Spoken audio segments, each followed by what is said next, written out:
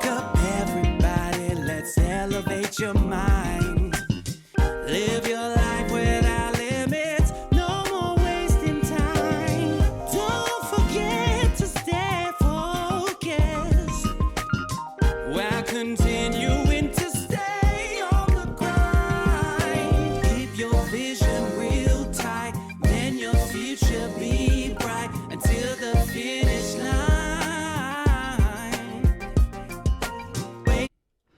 Good morning, Living Your Life Without Limits family. Thank you for joining me today live here at Third Will Studio.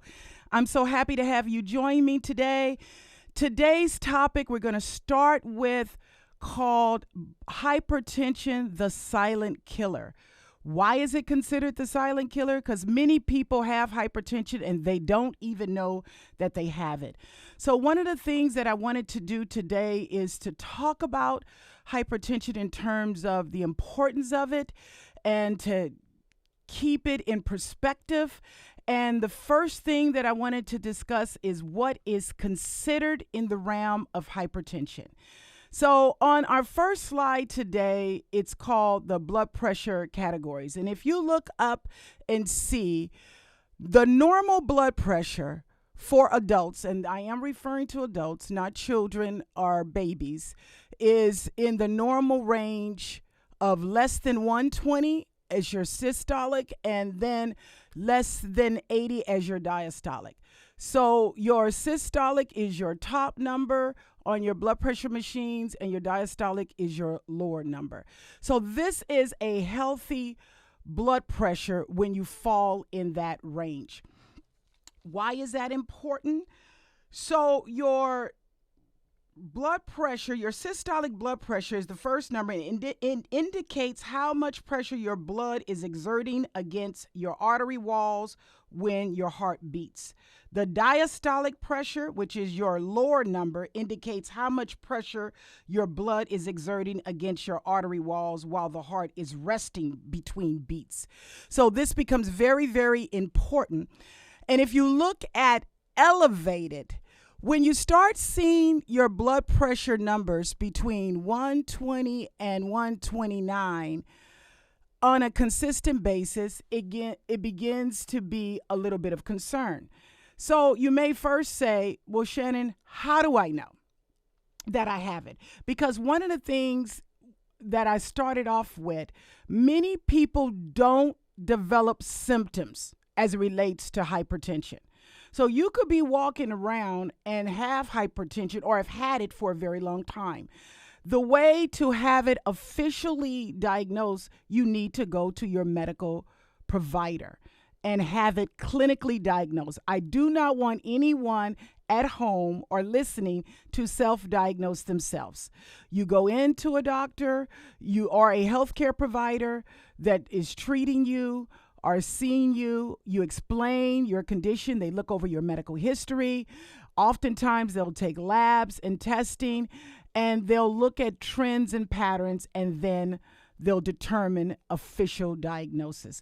But today, my purpose is to educate you in what is considered hypertension or if you have hypertension. So when you start going in ranges of having an elevated blood pressure of 120 to 129, you're in what they could call pre-hypertension phase. So oftentimes, if it's consistently in that range, your healthcare provider may begin to tell you about making lifestyle changes, such as trying to lose weight, lowering your sodium levels, getting more physical activities, maybe decreasing stimulants such as coffee. They may look at the medications that you're on already, if you're already taking medications, because various medications, particularly herbal meds, can also affect your blood pressure for rising. And also, when you take your blood pressure, could be another reason why your blood pressure is elevated. So the next one is considered if you consistently run in a blood pressure range of 130 to 139 systolic, that top number, and your diastolic between 80 and 89, you could potentially be diagnosed by your healthcare provider as hypertension stage 1, saying, okay, you do have hypertension. Oftentimes, what makes this helpful for physicians is that you at home are taking your blood pressure on a consistent basis. So the first thing that you want to do is make sure, I highly recommend all adults, if you're over the age of 18 and older, that you invest in a basic blood pressure machine at home for self-testing. Because as I said, research has proven many people have hypertension and don't even know that they have it. And if you periodically would take your blood pressure, or more importantly, make sure that you're being proactive with your health and doing an annual physical, seeing your doctor, getting a complete physical, getting a check. And at that period and at that time, many healthcare providers, if your blood pressure is elevated during that visit, a lot of times they'll retake it again. And once you've settled and relaxed and they take it again and it seems to be running in that elevated or that hypertension stage 1 or stage 2 or even hypertension crisis, they will then have you follow up with either additional labs, or they'll have you come back in for random testing of your blood pressure so that they can get a clinical diagnosis if this was a one-off because of something that was going on, or is this something that's consistent. However, we're talking about living your life without limits, and a part of that is that this year, one of the things that I want each of us to do is own being healthy and being proactive. So having your own blood pressure machine at home, taking it randomly, and if you fall in the normal range, that is wonderful. If you start seeing you elevating in this range, in the elevated range, or running in the hypertension stage 1, what do you need to do? You need to then contact your healthcare provider so that you can get a thorough evaluation and a clinical diagnosis from an expert that will let you know, in reviewing your information, reviewing your history, and potentially adding some additional diagnostic testing or labs if you really are truly hypertension or not.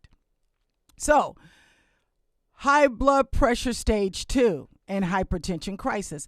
Oftentimes, what I have seen, and the reason why I'm bringing this subject in particular, I work with a lot of clients in the home care space, either private or through home health, and many of them already have hypertension. And oftentimes they do not consistently monitor their blood pressure, or they're not consistently following a regimen to help get their blood pressure under control, or sometimes we don't actually take the medication that the doctor's prescribed. So I want to talk about those things. So when you run into high blood pressure stage 2 and hypertension crisis, oftentimes those are people that have had high blood pressure for a long time and it's not controlled. So it is very, very important, whether you don't have it and you've never been diagnosed, or if you've been diagnosed with hypertension, that you self-monitor at home. I cannot emphasize that enough. When you go to a doctor, it's a snapshot in time. So the doctor takes that blood pressure at that visit, and it may be up or it may be down. But when you are taking it every day and you bring that log to the doctor, showing the time, showing the dates, and showing a flow, the doctor now has, or your healthcare provider, whether it's a physician, whether it's a physician assistant or a nurse practitioner, someone that is licensed and qualified to clinically treat you, they now have some information to work off of to see, first of all, is there any additional testing that needs to be done, from clinical labs to clinical diagnostic testing, or medication adjustments. So many people are at home, and when you don't test yourself on a consistent basis in terms of monitoring your blood pressure daily, if you've already been diagnosed with hypertension, the doctor, by the time you go back to see to a doctor, you may have already be too far along. Not that you can't be treated, but you have other organs and other consequences you want to prevent. So it's very important that your blood pressure gets under control if you've already been diagnosed with it. Now, as I mentioned before, what are some of the things that can raise your blood pressure that has absolutely nothing to do with you having a diagnosis of hypertension? One, drugs, alcohol, herbs, certain foods, caffeine, stimulants, even decongestant cough medicine. I want you to know, those of you that have been diagnosed with hypertension, in the stores, you can find decongestants for colds that are specialized with things that don't raise your blood pressure. So if you have to do over-the-counter medication for chest congestions or cough, look for those brands so that they don't raise your blood pressure up. Also, those of us that are coffee drinkers and you have hypertension, you may want to look at using decaf coffee, or at least using caffeine in moderation. So those are small things that you want to do to look at. But with all of that, I want you to make sure you're consulting and collaborating with your healthcare provider. Don't make independent decisions. Oftentimes I run into people saying, well, I'm not taking that blood pressure medicine because of the side effects. And many of the blood pressure medicines that you're put on do have side effects. That's why you have to tell your doctors. Don't you just stop taking them and then let your blood pressure get out of control. Go back to your doctor, let your doctor know, well, lisinopril or whatever medication that you're on, these are the side effects that are affecting me, and this is why I'm not taking it. Oftentimes they can put you on another medication that will hopefully adjust your blood pressure to a normal level. So it's very, very important that you don't play doctor on yourself. The things that I want you to do is things that you can do within your control. And some of those things that we want to talk about is oftentimes, not all the time, because I want people to know that are of a smaller weight also can have hypertension. And there's hypertension and diabetes. There's childhood hypertension. So it's not just adult driven. But many times weight management can have an impact on our pre-hypertension phase or those that may already be diagnosed with hypertension. So getting our weight under control is one of the things that you can do to help improve your body state with either preventing hypertension from developing or managing your current state of hypertension, where perhaps you could even come off of so much medications and manage it by having an overall healthy lifestyle. So weight management is one. Diet, we've been talking about that all year long, about all of us looking at healthier choices with our diet. And one of the things that the American Heart Association advocates for is what is called the DASH eating plan. And DASH stands for Dietary Approaches to Stop Hypertension. So what is that considered? Foods that are rich in fruits, vegetables, low fat, reduced dairy, and low sodium. So finding those foods in those categories will help you in managing hypertension. Restricting sodium intake. It is recommended by the American Heart Association that we don't consume no more than 1,500 milligrams of sodium a day. So if you look at all your meals that you're consuming, it means that you have to look at either reading labels, if you're cooking at home, or even now a lot of fast food restaurants and even regular restaurants will now have on there how many calories, how much sodium, or look at alternatives to using salt. There's Dash, there's salt substitutes, or just natural herbal seasonings to bring flavor to your food. But one of the things you want to do is stay less than 1,500 milligrams of sodium a day. Getting active, moving around, finding some form of activity, and doing it at least 3 times a week. And it is suggested that to be more active, aim for at least 90 to 150 minutes of aerobic exercises per week. That is according to the American Heart Association's guidelines. And moderate consumption of alcohol. So, for people that want to social drink, you want to maybe limit how much you drink on a daily basis. No more than 1 to 2 glasses. For men, they're recommending 2 glasses. For women, they're recommending 1 glass. So why is this so important? I told you hypertension is considered a silent killer, and oftentimes many people end up in the ERs or at home with, guess what? Strokes. Let's go over some of the consequences related to hypertension. Stroke is one of the ones that you have. So you got stroke, you have heart failure, you have vision problems, heart attack, kidney failure, sexual dysfunction for both men and women. And when you have to be on a lot of blood pressure medications, those things can create issues with sexual dysfunction. So where we want you to be is in the preventive stage.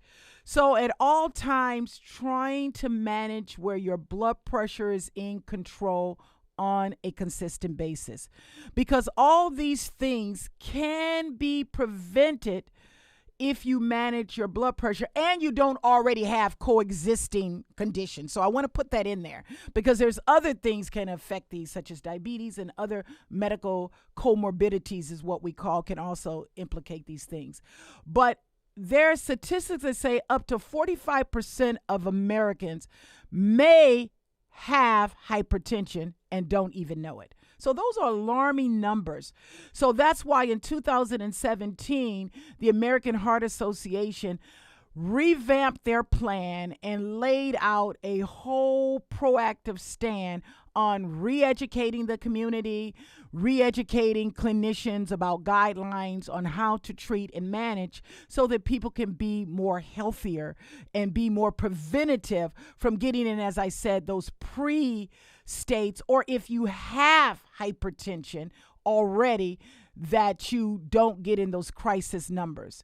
So if you're checking your blood pressure every day, and I cannot emphasize this enough, if you're checking your blood pressure every day and you're noticing that you're 140 in your top number, your systolic number, and that at your diastolic is over 90 on consistent basis, you need to make an appointment with your healthcare provider, because that means your blood pressure is not in a controlled state. And many people say, oh, but it's great. I walk into it all the time. Oh, I'm doing fine. I'm not 180 anymore, so I'm good. No, we're not good. We need to put these numbers down and give the doctors the information. Maybe they need to adjust your medication. Maybe the doctor wants to refer you to a cardiologist for further diagnostic testing or collaboration on your medication management to look further of why your blood pressure is not in control. I recently had a personal experience with one of my own loved ones. As a matter of fact, it was my husband, where because I was proactive with his health and going and showing the doctors the number, they referred him to a cardiologist, and the cardiologist looked and did further testing. And based on the testing, they found out we prevented these issues from happening, but they found out they needed to adjust a medication to help him better manage his blood pressure, along with him having to work on his weight and exercise and all the things that I talked to you about. But it all stemmed from data. and driving the information. So I'm not only talking to you as a clinician of 28 years, but from a personal experience of my own. So I'm not telling you anything that I don't advocate to my own loved ones. So it's very, very important that you take this information serious. Now, when you take your blood pressure, some things that you want to make sure you do is that you have the right cuff size. You want to make sure that you don't have something that's extremely too loose or too tight, because you want to get an accurate reading. I personally am not too much of a fan of the wrist blood pressure readings, but I know for some people you have to use them because maybe you have issues with your hands and arthritis, or you don't have someone to assist you, but you just want to make sure placement is accurate, whether you're using a wrist or whether you're using an arm. And oftentimes, if you have larger arms, which is my Achilles heel on my body, is my arms, you have to use a larger cuff. Some companies, when you buy them over the counter in the store, you may want to look at the brand and reach out and see, do they sell a larger cuff? Or sometimes you can buy a cuff larger that will connect in to the size that you have. So the cuff size matters. You don't want to have your legs crossed. You want to make sure you're in a relaxed state. You want to breathe. You want to be calm. You want to sit in an upright position in the chair and make sure you're relaxed. You don't want to be talking. You don't want to do any aggressive activity or smoking or using stimulants within 30 minutes of taking your blood pressure. So make sure at the time you take it that you're in a relaxed position, that you have the right cuff, your legs aren't crossed, you haven't just did a complete workout, and then you say, I'm going to take my blood pressure and see what it is. And for those of you that are taking blood pressure medicine because you're already hypertensive diagnosed by your healthcare provider, you want to take your blood pressure before taking the medicine. And try, if you can, to be consistent when you take it. That helps too, to look at the trends when you give that information to the doctor. You can either, something as simple as a 99-cent store, you can create a log sheet. Or even if you go on to the American Heart Association, they have a blood pressure log sheet you can print out. Or just a regular tablet paper. The most important thing I want you to do is write down the numbers and give the information to your provider. And don't wait till your next appointment. If you see in those ranges that you're elevating, you're consistently going 140, 150, 160, and you're like, oh, but I'm not 180 anymore, I'm great. No. Go back, contact your doctor, give the information, let the doctor review and determine if you need to have adjustments. 9 times out of 10, if you're continuing to run in that area, many physicians will make adjustments. I don't want you to self-adjust. Don't double up on your medications. Don't stop taking things if it's not working because the medicines are giving you symptoms. Again, go back to the doctor, let them know, and they can adjust your medications. These are all very important factors for us to continue to stay healthy.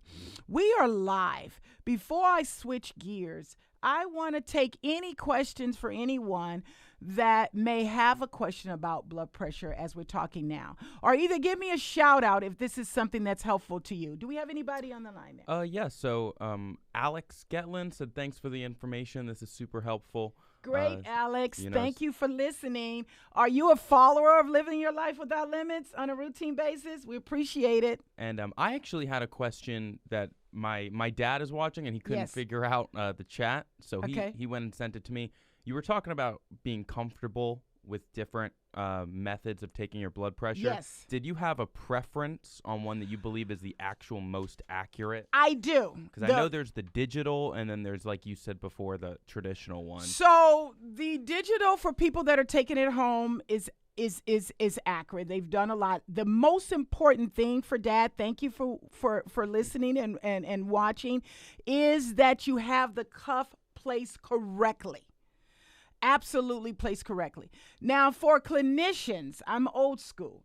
If I say was a nurse that was coming to visit anyone in the home, if I get a reading with a machine, before I alert a doctor, I'm going to take a manual to verify, because still those ears will tell me accuracy above anything. But digital machines can work. I'm more of a fan, Dad, of the ones that are on the arm versus the wrist. But if you need to do either, it's positioning and making sure you have it positioned correctly. So follow the instructions on placement and also the position when you take it. Does that answer Dad's question? Yeah, definitely. Okay, very good. Is there any other questions? No more questions right now. And then I actually had a personal one to throw out more information. Yes. I know people's isn't it your like heart rate and blood pressure is more elevated in the mornings? Is there? Because that's what I've always heard, like right when you wake up or something like late at night. It should be at rest. It should be just the opposite. It should be at rest unless you're a person that was physical and working out. So some people go and do morning runs or morning walks. And you should. Let me say that. Each of us should take on a more healthier lifestyle. But in terms of managing and monitoring your blood pressure, you don't want to come right back. What people do with the pulse rate is that they want to do that to make sure that they are getting a certain elevation to burn metabolism. So that is a good thing for that. But in terms of managing your blood pressure, you kind of want to be more in a relaxed state when you're taking it. You don't want to do it after you've had a run or you've done a lot of activity, because you may get some skewing of your numbers. So you want to be in a rest state. You want to be in a position where you're stable. And as I said, often as you can, try to do it on a consistent time, on a consistent day. But if you can't, if you take it every day, I would even accept that for you. And take the information to your physician.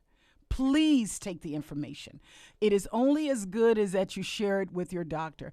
And nowadays, many of the physician offices have where you have private electronic emails where you can email the information over, where you don't even have to immediately go in. You can say, hey, doc, I've taken 7 days of my blood pressure. This is what it looks like. And then the doctor will say to you, either communicate one thing, or it looks great, keep up the good work, or you know what, we may want you to come in and take, or we may want to adjust something, or please schedule an appointment, or we want to do some diagnostic testing. Each case will be different. I just want you to take ownership, because, again, we want to prevent those complications. Many of the stroke cases that I've seen, and in 2019, I stopped counting. I saw so many. I saw so many stroke cases, fresh stroke cases. And when you looked back, almost all of them, the underlying issue was hypertension. And it was not controlled. And they thought they were controlled. And guess what? They were all sizes, all ethnicity, and all races, even in their 20s. So it's something that we definitely want to be mindful of and understand the importance of, as I said, self-care. So moving from this for a moment, is there any other questions that have come up, Tyler, that I can answer? No one else questions has any right question? now. Okay. Someone else just said, love the information, Shannon. Okay. Thank you so much. And family, those of you that are listening, whether you're tuning in live or tuning in later, if you love the information, please leave comments on the site, on the YouTube. I want to hear from you. I want to know that I'm bringing you information that is helpful and informative to you. Comment, leave the information on the site, and we definitely will appreciate that, getting that feedback. Also, if you have subjects that I go along that you would like me to address, you can email me at info@livingyourlifewithoutlimits.com. info@livingyourlifewithoutlimits.com. Some of the subject matters that I bring to you on a weekly basis have been driven by some of the viewers. So the subjects come because the viewers say, hey, can you give me more information on that? I'd like to hear more about that. Or if you want to message me privately because you don't feel comfortable to put it out on a public space, you can also reach me at info@livingyourlifewithoutlimits.com. So I want to close with not just hypertension, and I thank you for taking time with that. But I would be remiss to not talk about what's going on today. And I want to leave with encouraging the viewers to let not your heart be troubled and worried about what's going on. I know there is a serious issue that is plagued our world right now, and it's evoked a lot of fear and anxiety and stress. And I want you to know we're going to get through it. And I want you to find a way to go back to a place of peace within your own mind. And don't let what has happened with the coronavirus and what has happened in the world with the economy and different things to evoke like, this is it for me, or worried how I'm going to survive. There is a scripture that says, beloved, above all things, I desire that you prosper, be in good health, and even as your soul prospereth. And I speak that into the lives of each and every one of you that are tuning in today. You're going to make it. Make sure that you follow the instructions that they've given us to make sure your hand hygiene has been something that we should be doing despite the coronavirus. Making sure that you stay safe, follow the tips that have been provided to you either by your healthcare provider or the information that's been released on various websites. We ourselves on Living Your Life Without Limits have put information out. But most of all, I want you to keep your mind settled. Because so much fear, you're seeing people arguing in the street over water, fighting and violence and rage and anger. It is not the time for you to lose sight of where you are or to lose hope. Know that this too shall pass. We are survivors. We're going to go get through it, and not only get through it, we're going to be victorious over it and come out on the other side. And if it's not this that's worrying you, I want you to understand your better days are ahead. These are temporary, trying situations that build character in the midst of the storm. Nobody said life will be easy. And I think sometimes Tyler and I were talking here in the United States, we forget how grateful we are where some countries have been dealing with way more issues. Third world countries, basic necessities that we've never had to even experience. So we're grateful. But even for those that listen to Living Your Life Without Limits all over the world, I want you to be encouraged. I bless you today. I pray that God's richest peace and his power of peace and mantle of restoration of your joy fall upon you today. And that you leave with encouragement and renewed hope and understanding that it shall be well, not only with you, but your loved ones and your environment. Bless them, Lord, their homes, their minds, their finances. I know many people's businesses have been disrupted through this. I speak life into them in the name of Jesus. I thank you for it, God, that they shall be healed, they shall be restored, and peace and health shall be their victory. Thank you, as always, for tuning in. My goal is to bring information to inform, to encourage, to enlighten, so that you can continue to live your life without limits. On behalf of myself and the team at Living Your Life Without Limits, remember to love yourself, take care of yourself, because guess what? You're worth it. God bless you all, and I look forward to seeing you next week.